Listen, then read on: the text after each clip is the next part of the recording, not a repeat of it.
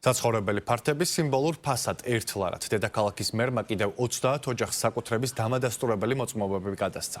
ბოლო 8 წლის განმავლობაში ამ პროგრამით უკვე 3000-ზე მეტმა ოჯახმა ისარგებლა. ისინი საცხოვრებელი ფართების დაკანონებას სხვადასხვა მიზეზის გამო დღემდე ვერ ახერხებდნენ.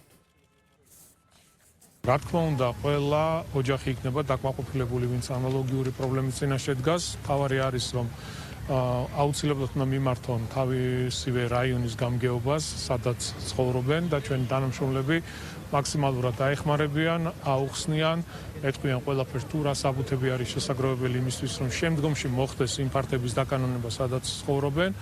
აღნიშნული პროგრამა გაგრძელდება მანამ, სანამ ყველა ოჯახი არ იქნება დაკმაყოფილებული. ეს 30 ოჯახი არის ის ოჯახები, რომლებიც 10 წლების განმავლობაში ვერ შეძლეს გარკვეული მიზეზების გამო საკუთრების მოწმობების აღება, ანუ ბინების დაკანონება, სადაც წლების განმავლობაში ცხოვრობდნენ და ეს პროგრამა უკვე ეტაპობრივად ამ ყველაფრის საშუალებას მათ აძლევს.